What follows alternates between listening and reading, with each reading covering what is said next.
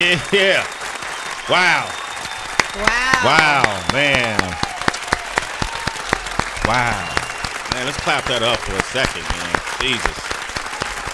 Muhammad, Jah, Yahweh, all of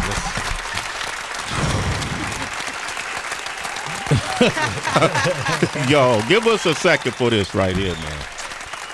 Wow. Wow. That clip you just heard, citizens, we talk about Hip Hop 50, celebrating 50 years of hip hop. That clip you just heard happened 29 years ago.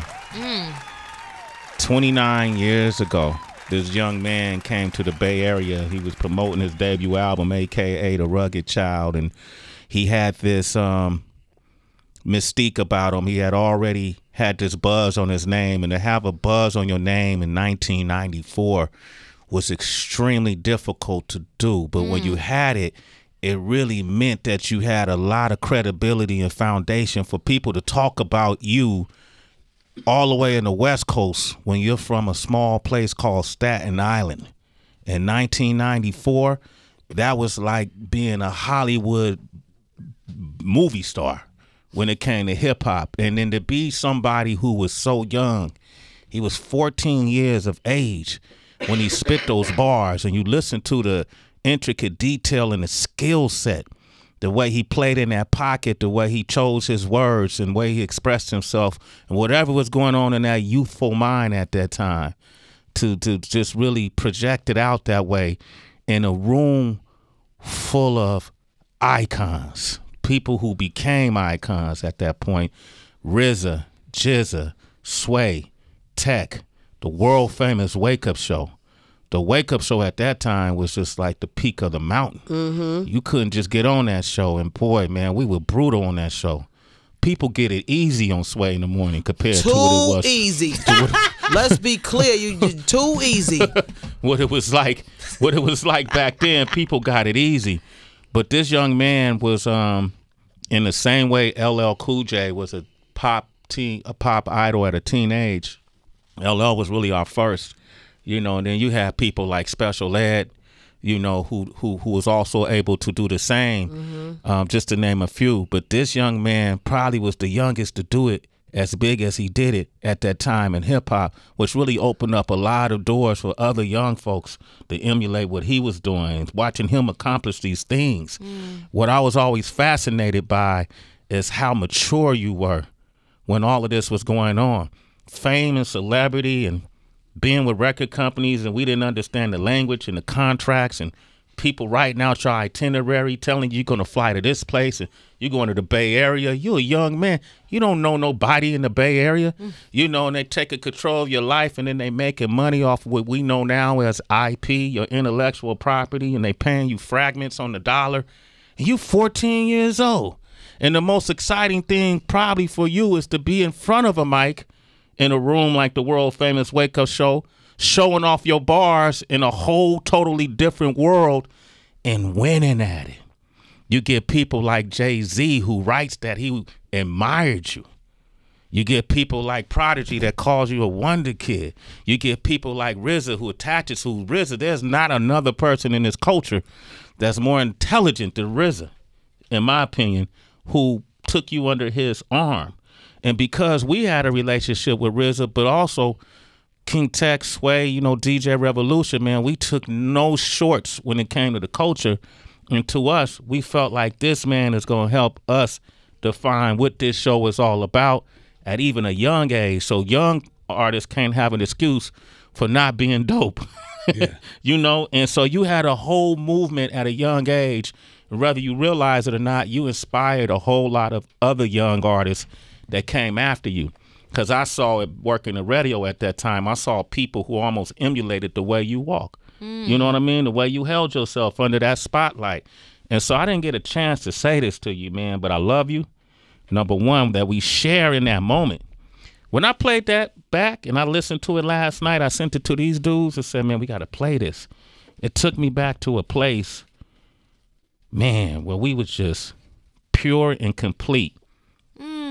You know what I mean? And happy about what we were doing in this culture.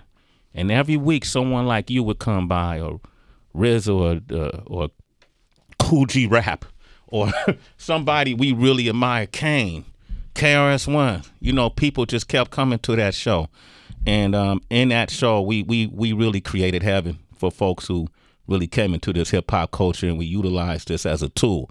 Some people do it to get money. I get that. We all want to get paid for our passion. But, man, we did it to give life.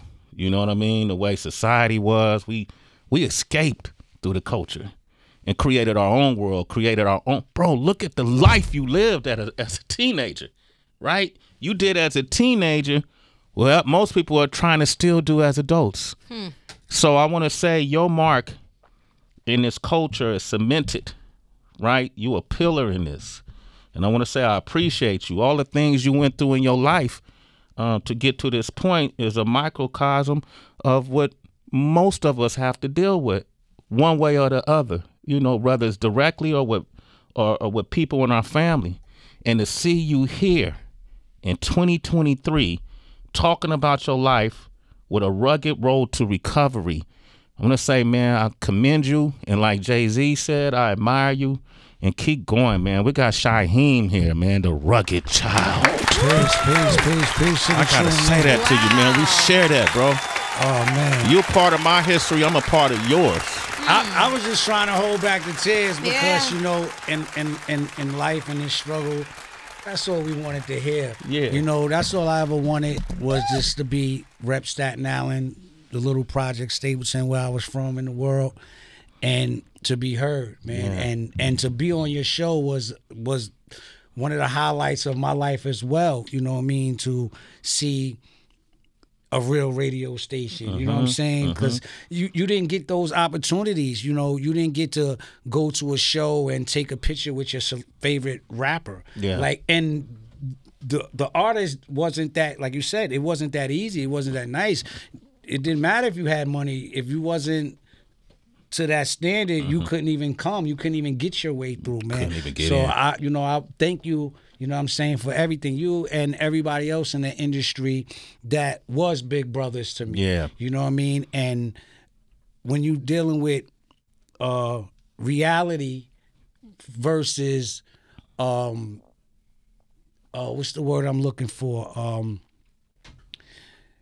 What's not reality, the opposite of reality. Fantasies and things like that. So as a kid, my brain wasn't fully developed. That's like taking someone 13 years old and throwing them in prison right now for a crime that they did and making them do 40 years. Yeah. Right? When you're making these decisions, you're not in that space, really. You know what I mean? So through it all, I made the right decisions that I thought I was making at that time. You know what I'm saying? And growing up, you know, it's fortunate artists that come into this business with a plan are fortunate because they're coming in with a goal. They're coming in with a whole strategic. Like, I didn't have that. It was winging it. You know what I'm saying? It was winging it around, you know. I remember a time being so young that I literally thought that everybody that I met in the industry, whether it was PR, whether it was radio, whether it was at the record companies, at a show, I really thought that they were family. Right. I wasn't able to separate the reality until reality really struck and the conditions of my environment. I fell victim to those things, you know. So I just said after the rain, I just said, yo, I have to use my voice, I have to use my experience to save the next rugged child that's out there right now, and right now it's bad out there. You know what I mean? So yeah, that's what. Let's talk about that though. It is bad out there. I'm curious though, man. I never even thought about this, even though you was only 14. But where were your parents? Like that? Who was the authorities in your life at that time? Well, we'll take it back. The authorities in my life was pretty much people outside, the projects, managers, and things like that. My mother struggled with a substance abuse addiction all the way till she passed away of an overdose at 48 years old. Wow. And my pops served a lot of time in prison, probably 80% of my life. So, you know, with a mother on drugs and a father in prison, it was the music industry that raised me. It was the people outside that raised me. So, you know, part of it to help me forgive myself. I don't want to pass the blame on thing, but a lot of things happen on adults' watch. Just like now, a lot of this stuff is happening on our watch, and it's up to us to fix it. It's okay to watch it, to be like, okay, yeah, little Shyheim, he's well, and then pass him the blunt.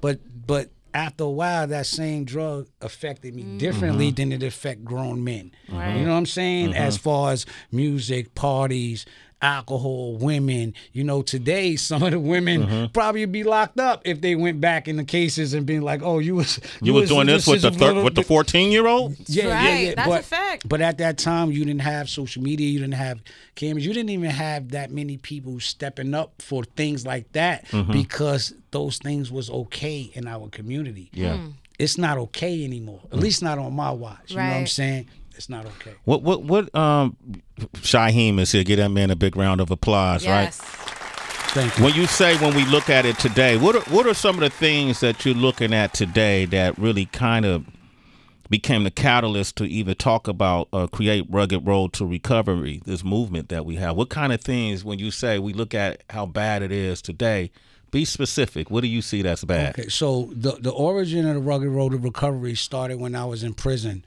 I had just left Clinton Correctional Facility. That's a Max 8 prison, and they was doing this new thing within the system where they try to take older people and mix them with adolescents. So they sent me to this facility called Washington Correctional Facility, and that is a adolescent facility, one of the worst adolescent facilities you can be in, right, with all the bad kids, right? So when I got there, my job was to pretty much I was IGRC, that's Inmate Grievance Committee. And so if you was an inmate and you had an issue, you would write a letter to the committee.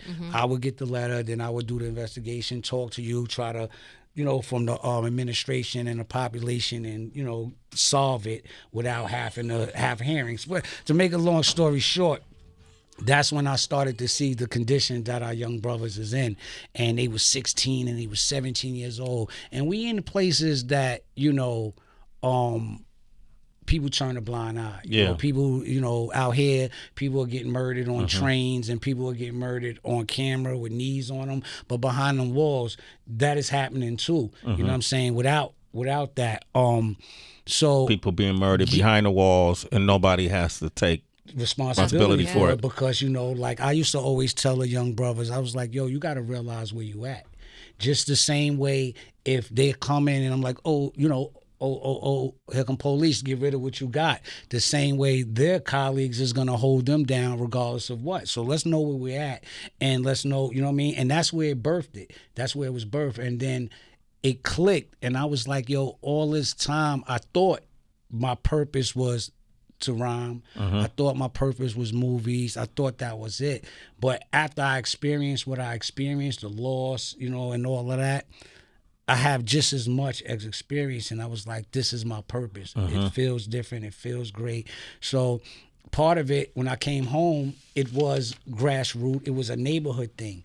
And then I was just like, one day I was sitting there, and I was like, well, I didn't get it here. Yeah. How am I going to be sitting in, I don't know, you can curse here? Yeah, go. Sitting in shit and smell it. You're still going to smell it. Yeah. So it wasn't until I got away and was able to look back on my conditions to where it started to seem crazy. You know what I'm saying? So I said, you know what? I have to take these young brothers out of the area and teach them wellness. You know, some of them, they want to do good, but they don't know how. They don't know how. And not only don't they know how, they don't have people to assist them in doing so. Like you say, you come home from prison and everybody welcomes you home.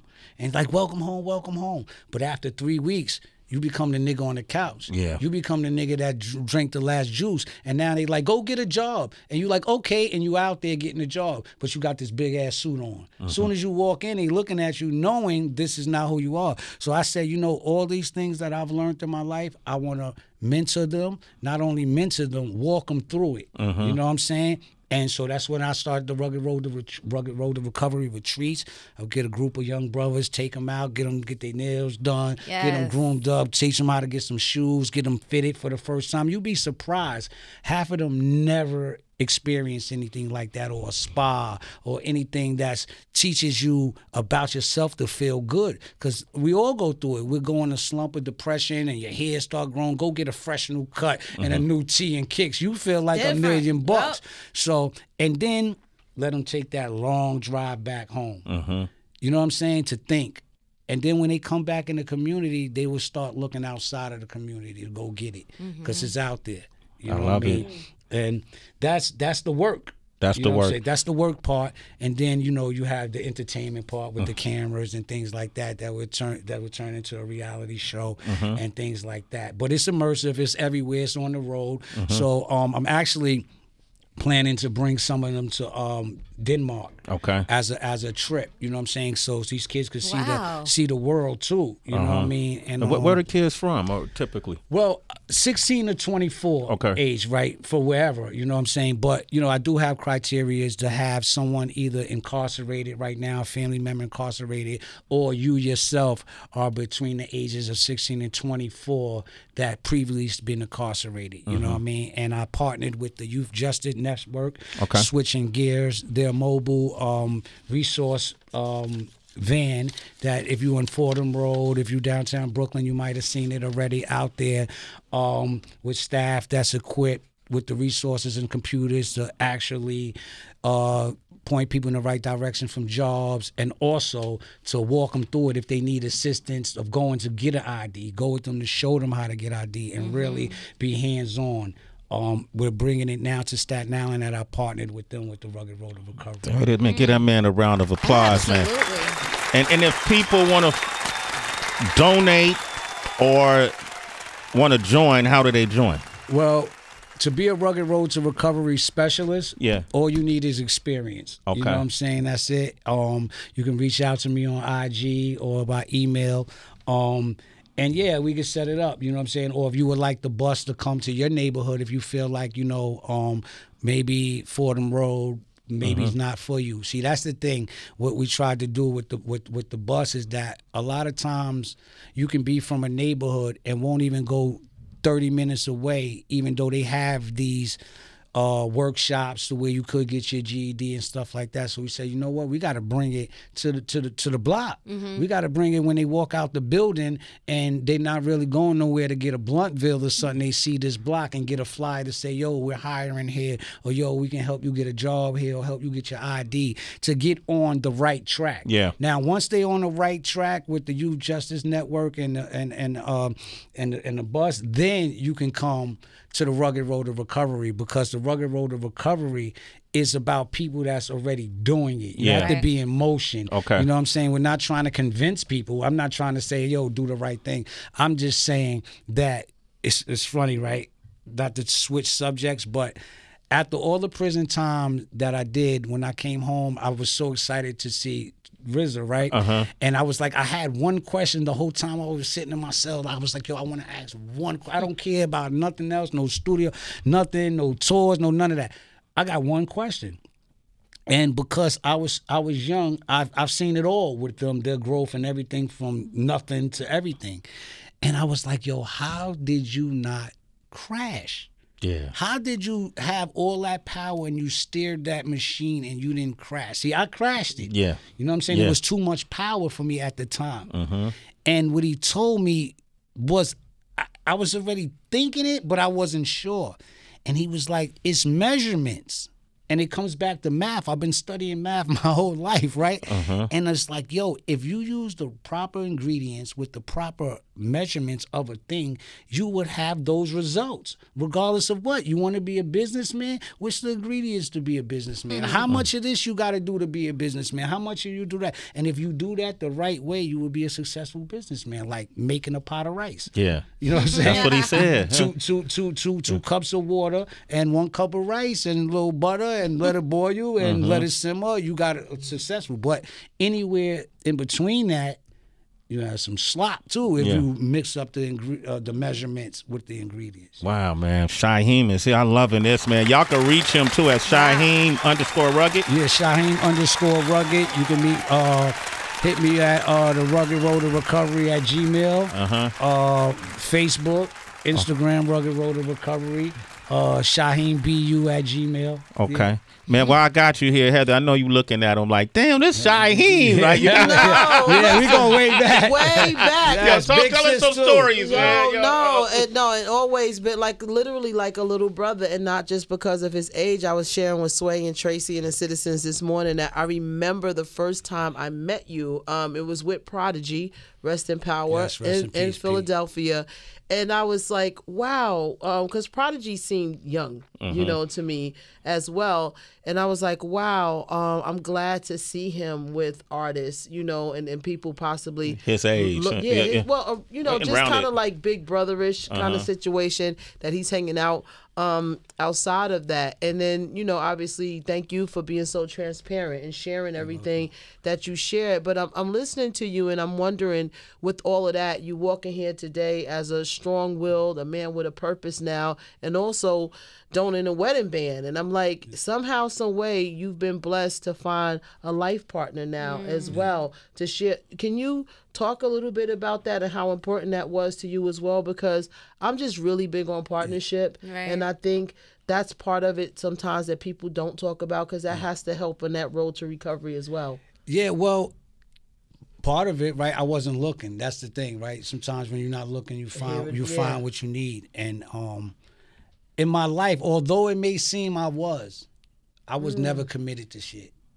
I wasn't committed. I wasn't even committed to myself. You know what I'm saying? And I said, yo, you know what? I want to be committed. I want to commit something to myself. So this time on this rugged road of recovery, I'm going to commit myself to someone. I'm going to commit myself to my craft and to everything that I'm involved with 100%. Beautiful. You know what I mean? And that's what it really was. That really was, you know, the part of it, you know. And then my daughter, you know, she's in college now, you know what I'm saying, from a previous relationship. And I was like, yo, I got to show her. I'm just out of prison. She was a baby when I went away. Like, what's her thoughts of me? You know what I'm saying? I have to show her through my action. Like, okay, my dad got out. He's staying out of trouble. He's not back in this. I've been home on 3 years now. I ain't never had a 3-year run with not getting arrested. This your longest run? 3 years? Yeah, This is for 82. Yeah, you know. This is a marathon for Shyheim, man. Come on. That's real. Freedom. Or without being in the system, right? Or some type of form of it, probation or something like that. You're not on probation or nothing? No, I'm currently on parole. No, I'm on parole now. I'm still on parole. What you got, 2 more years?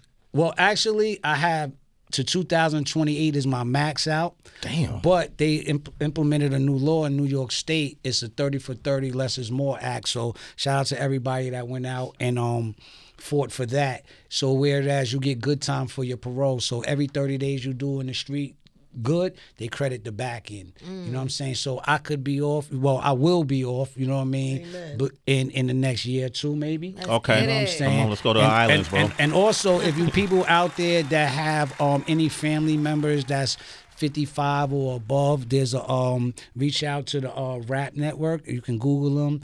And they're trying to get a bill passed for people who've been incarcerated once they reach the age of 55, that they have a fair shot at the parole board without using a crime against them that they committed, whether they were 16 or something. Because what happens is you get a person that committed a crime at 17 years old and spend all them years and be 60 years old and go in front of the parole board. And they change clearly in those years, but they'll use the instant offense against them of why they're there. And that's wrong, because we all change. Nobody's the same person they was 20 years ago, 5 years ago, 2 years, sometimes yesterday. You know what I'm saying? Because we're always in an evolutionary process. You know? How did you and Prodigy get close? How did y'all meet and get close? Well, Prodigy from Mobb Deep. Yeah, peace again. Rest in peace to P.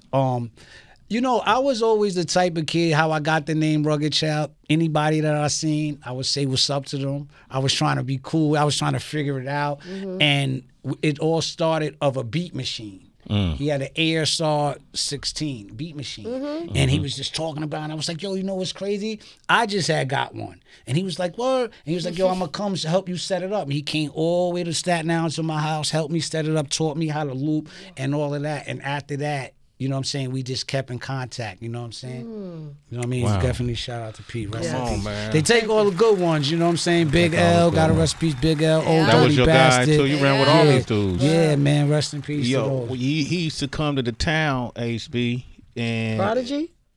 Shyheim used to come to Oakland. Yeah, you know, Richie Rich. Shout out to Richie Rich. Rich. Rich was fresh off 415. This was Rich was huge in the town, right? And we used to be. I thought it was so cool. And I'm sure Rich took you all around East Oakland and the whole nine. Yeah. You did the whole tour. You remember it at all? Yo, I remember because it was a different culture coming from New York City. Yeah. And and when I got there, I forgot the initial. I think it was Jack the Rapper, maybe one of them things, right? One of them. No, it was Gavin. Gavin, right? It was the Gavin. Yep. And the Gavin report. Yeah. And he was there too. And it was just like, me, yo, what's up? Yo, boom, boom, boom. He's like, yo, let's roll. And that was it. I was in the joint, you know what I'm saying? And I must say, he treated me as an adult, right? Yeah. You know what I'm so saying? You were smoking and everything? I mean, a lot of people treated me as an adult. So I must say, but that's the thing, right? If I didn't have the luxury of never having a curfew. I never had a curfew in my life besides being on parole, right?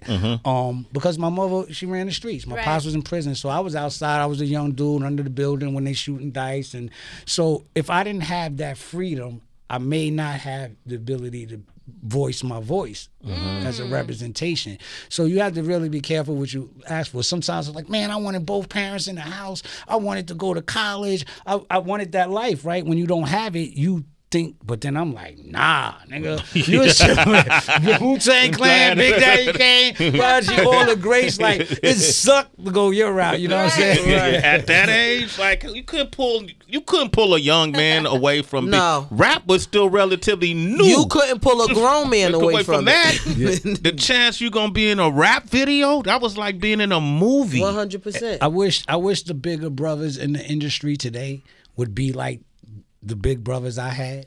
Yeah. You know what I'm saying? The Chuck D's, the Flavor Flav, everyone, right? Richie Rich, all the big bros, Big L, RZA, everybody, right? Today. Now you go to an event, it's like, yo, it breaks my heart because I watched it all. Right, you know what I'm saying? When it wasn't, I watched it before there was couches in the clubs. There wasn't even no couches in the club. There wasn't no bottle service. You couldn't none of that. It was like you better hope you don't get pushed because everybody was pushing around and jumping and the arena and them clubs like that. Palladium, you couldn't. It was hip hop. I just wish a lot of the older brothers really mentor some of the younger brothers, man, and give them that advice because we learn the information sometimes too late. So it's like, yo, we go through it so we can pass it on. Let's give them this information. Let's stop holding it because, nowadays people will hold a blessing from you just because they don't benefit from it. Yeah. It's not like back then. Yeah. Back then, it was like, oh, you need to get in touch with Sway. Yo, here's Sway number. Yeah. It wasn't like, yo, I'm charging to bring you up in serious. You want to get in serious? Pay me. Boom, boom, boom. And I'll introduce you to the janitor. It's a business within a You know what I'm saying? Word. Listen. But Shyheim, a lot of dudes different now. What I notice is a lot of those folks we hope to be mentors are still trying to be who the people that should be mentoring are today. Yeah, it's the competition. It's a competition, so they're competing with the younger ones and feel like if I give them this game, I'm gonna X myself out the game, or they're gonna take something I have, I'm not gonna be able to get. That's the mentality I see. A lot of us, you could be childish a long time growing up in hip hop. You could be immature. Yep. You could act adolescent and hiding this shit for years. Yeah. Because we forgive, we reward bad behavior. Yeah. Ain't that a trip? Yeah. We reward bad behavior. So it's a lot of older folks who ain't trying to give up the baton and feel like if they pass the game down, then they're officially old. Yeah. Do you believe? Yeah, well, it's definitely selfish.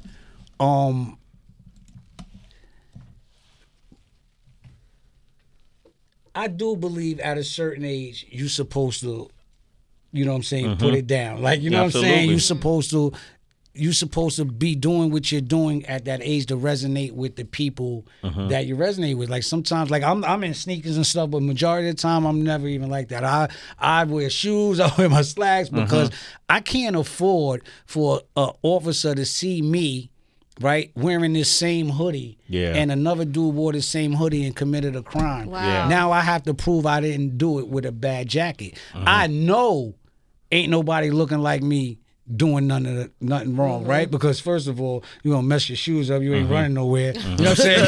You got slacks on. Your feet hurt. Yeah, it's like, yo, we ain't wilding in our fresh clothes. But so I think that's part of it too.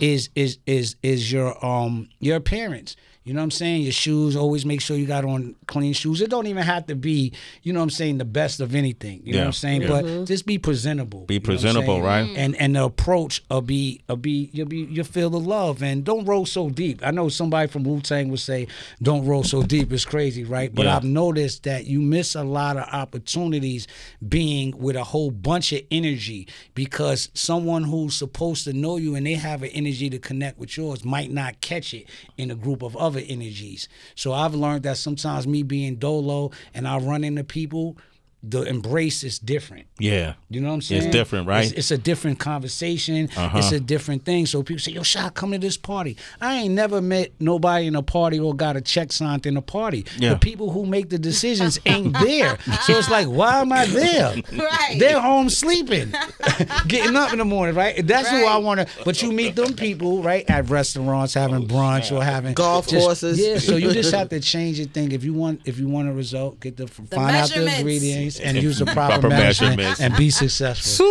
Yes. Yes. You know what, Sway? Yes, right. Wow. Yo, wait, before you do, RZA's gonna be up here next Friday. Word. Oh yes, peace to the Are you in Tri-State? Yes, I am. Want to come back and surprise him? Oh man, I would love to. Oh, that'd be dope. We're gonna surprise how much him. we on a international radio show? Is this Yeah, a surprise anymore? Yeah. You know what I mean? Yeah, man. Man, I watched. You just told a surprise to what, 2 million, 3 million people? RZA ain't listening to it right now. The citizens gonna hold it down. RZA excited. Next week we did a contest where Master Killah, Spectre Deck. I want to say I did. You know what? I did watch that, right? Yeah. And shout out to Aguilar because he won that, right? He's one of the 12 finalists. He didn't win. Oh, okay. Well, they're all gonna rhyme in front of RZA. The only thing I must say, because right, first and foremost, right, love the idea, but I honestly just felt like it should have been for Staten Island.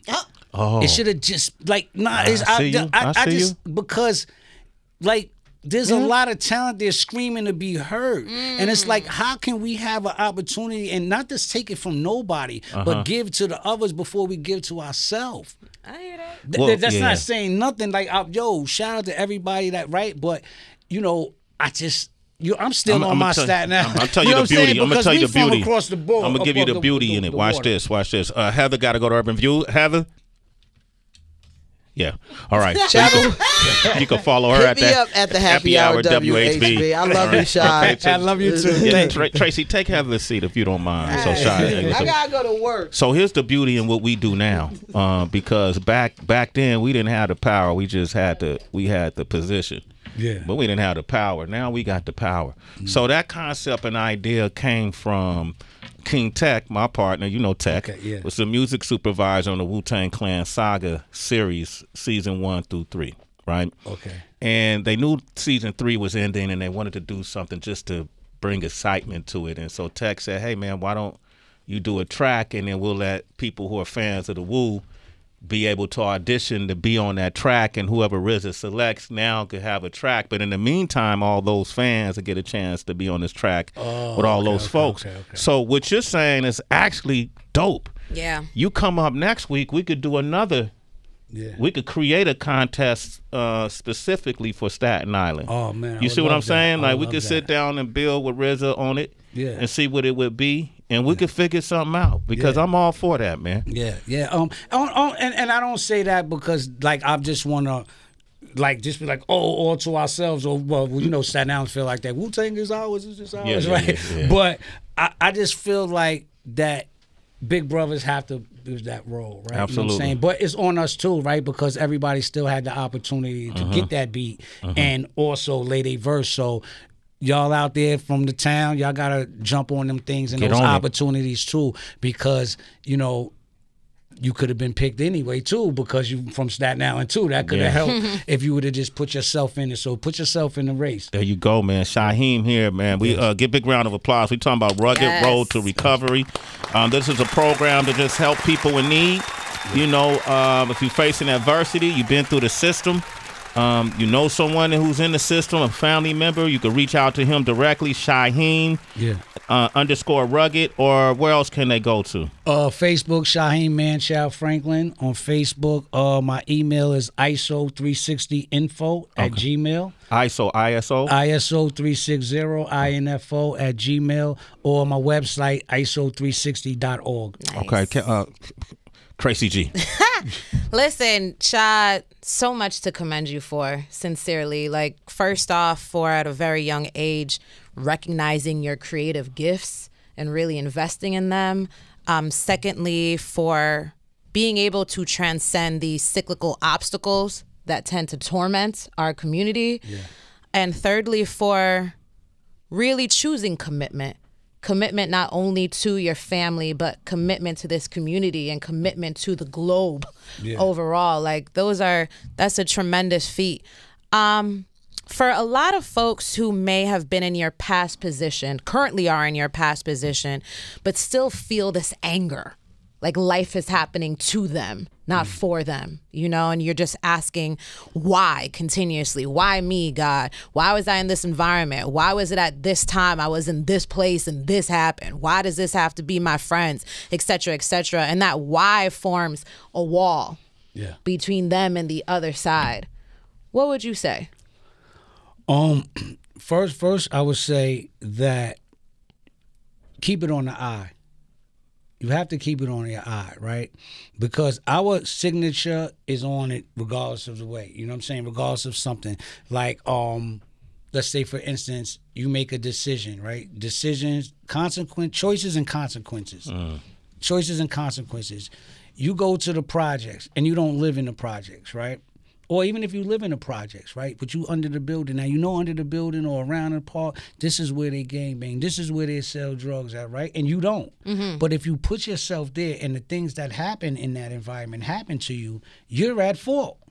Just as much as the person who did it to you. Right. So I think accountability is the main thing, is accept accountability for what happens in your life.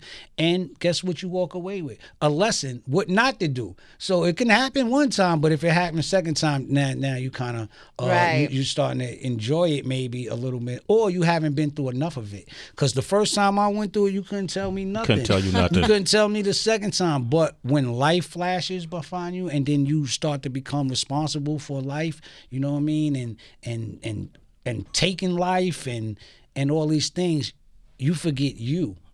So you have to go back. Like, this is just me protecting the rugged child. You know what I'm saying? I'm just protecting my childhood person, and I'm going back and I revisit those things that happened to me, and I tell myself it was okay. It's all right. Shit happens. You know what I'm saying? It's all right. It's not what happens. It's how you recover from it and how you bounce back. And that's all people at the end of the day that's going to be your legacy. You know what I mean? I was just talking to Flav. Me and Flav hung out. Flav, man. Salute to that brother, man. Yo, one of the first people I seen on a rugged road to recovery. You know what I'm saying? And we have a crazy story. We both was in the Manhattan Tombs getting sentenced on the same day.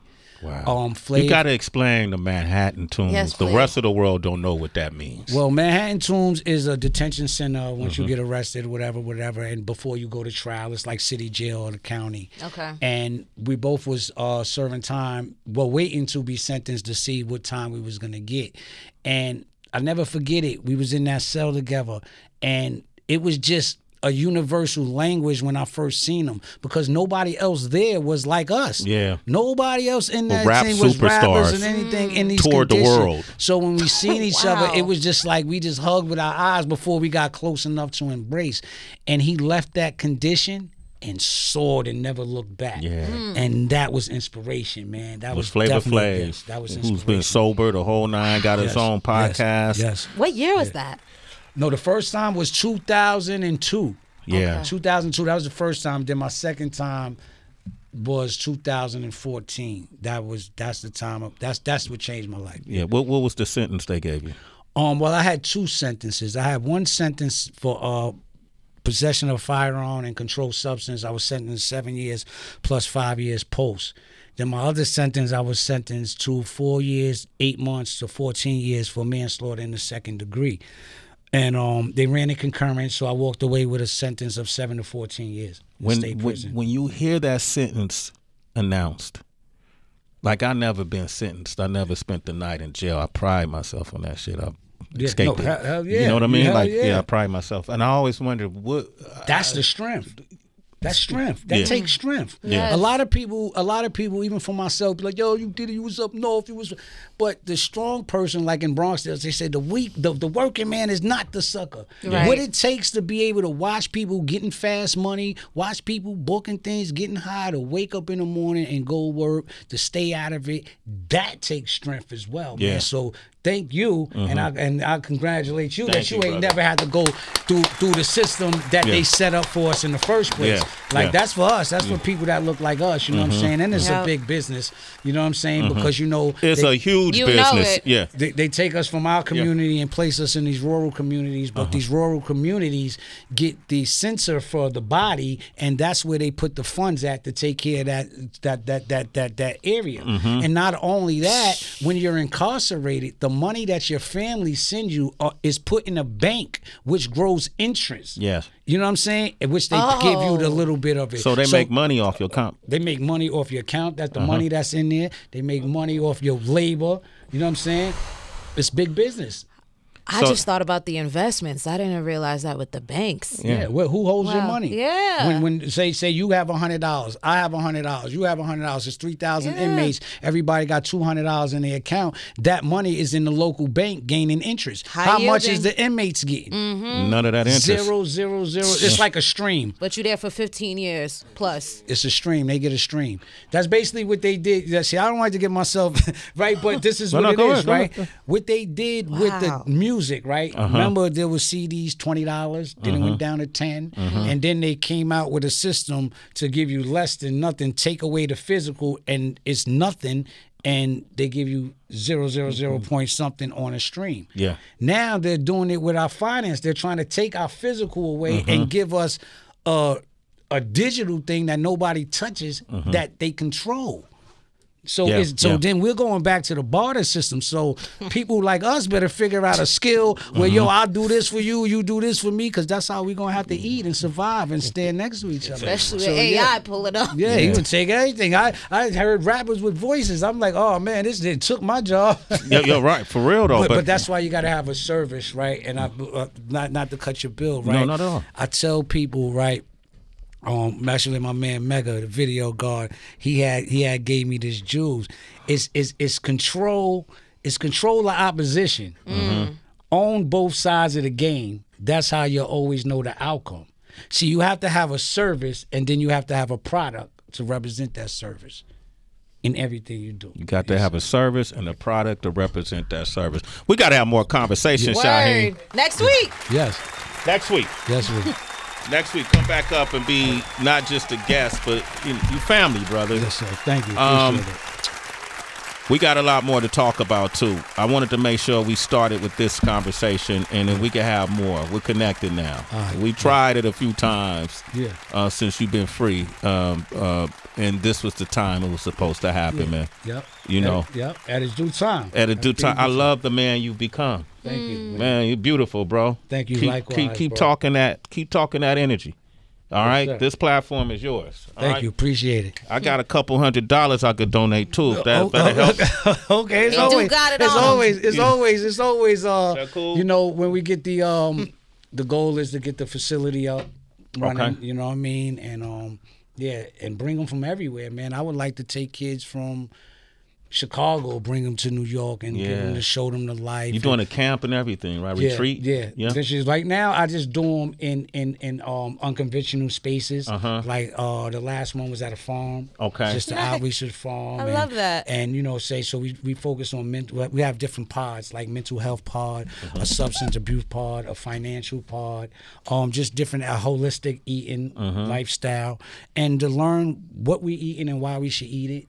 You know what I'm saying? So I outsource professionals to come in, then counselors to come in. Dope. And we start off with, I introduce myself. Hey, what's up? I'm Shyheim. I'm your Rugged Road to Recovery coach. How you doing, sir? What's your name? My name is Swiggity. What's up, Swiggity? Do you have any plans for today? Man, I just want to see what this is all about, see what I can learn from it. Okay, well, if you need any help doing that, let me know. I'm here for you, Okay, bro. good, man. Where the food at? I'm sorry. I got caught up in my role, baby. Yes, sir. Yes, sir. The word of the day. Always hungry. We always keep a word of the day and talk current events, and that's just the icebreaker. And then we get into self. Some people leave crying, you know what I mean? Good. Because to deal with yourself and look in that mirror, to say, I remember looking and saying, yo, Shyheim, what the fuck did you do to us? I'm in the cell. It's nothing. I got 4 draft bags of everything I own, everything that I was risking, when I was out in the streets, dibbling and dabbling in substance abuse, selling it, using it to get funds to keep my rap career or to keep my image up so everybody can think that I'm still where I'm at, right? Yeah. So I'm looking good. I got the car. I'm doing all this, but I'm risking my freedom. And that's what I did. And the funny thing was, after I risked all that, the music, right?